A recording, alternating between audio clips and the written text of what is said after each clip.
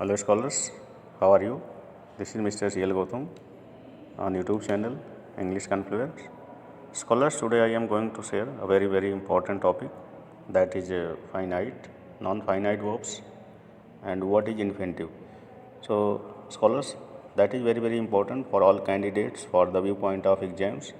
So without getting delay, let's get started.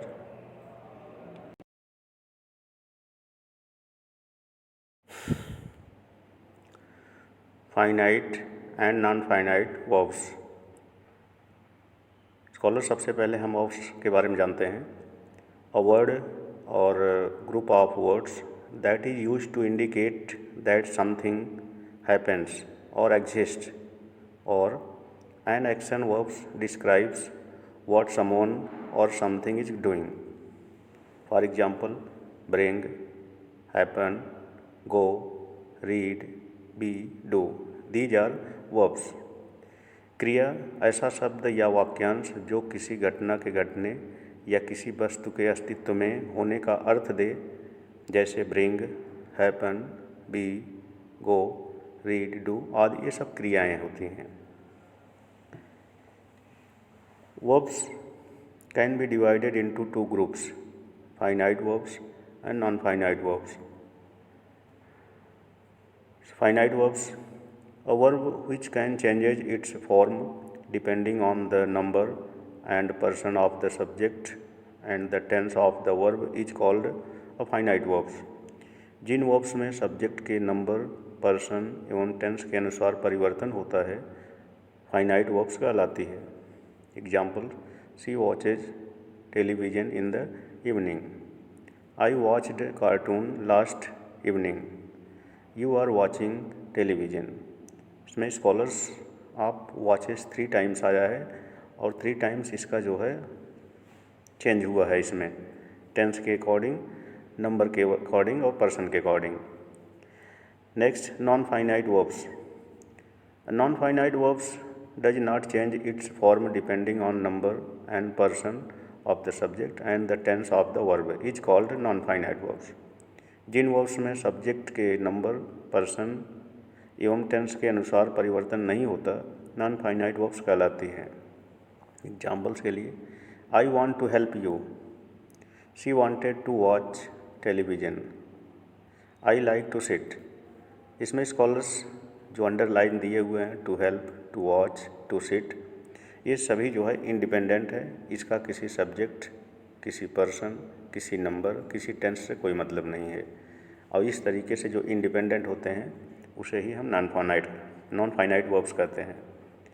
चलिए हम देखते हैं kinds of non finite verbs. Non finite के कितने टाइप्स होते हैं। Non finite verbs are divided into 3 kinds. इसे हम 3 काइंड्स में डिवाइड कर सकते हैं, इन्फिनिटिव, पार्टिसिपल, जीरेंड। आइए हम इन्फिनिटिव देखते हैं। इन्फिनिटिव को हिंदी में क्रिया का साधारण रूप कहा जाता है। It acts as a noun, adjective or adverb and it is actually made of 2 words, 2 plus verb. These 2 words act together as a noun, adjective or adverbs. ये एक साथ मिलकर के नाउन, एडजेक्टिव, एडवर्ब्स का काम करते हैं। इन्फिनिटिव को सामान्यतः 2 प्लस वर्ब के रूप में जाना या पहचाना जाता है तथा हिंदी उच्चारण करने पर क्रिया के अंत में ना शब्द आता है। आइए कुछ एग्जाम्पल्स देखते हैं। To see is to believe, देखना ही विश्वास करना है। आई एम टू गो, मुझे जाना है। He is about to go, वह जाने वाला है। अब इसके बाद scholars use of simple infinitive. Simple infinitive का प्रयोग कैसे किया जाता है। एज अ सब्जेक्ट, सब्जेक्ट के रूप में। टू अर इज ह्यूमन, मनुष्य गलती का पुतला है। To find fault is very easy, दूसरों को गलती निकालना आसान होता है। To live peacefully is not easy, शांतिपूर्वक रहना आसान नहीं है। उपर्युक्त वाक्यों में अंडरलाइन इन्फिनिटिव सब्जेक्ट के रूप में इस्तेमाल किया गया है, एज ए सब्जेक्ट।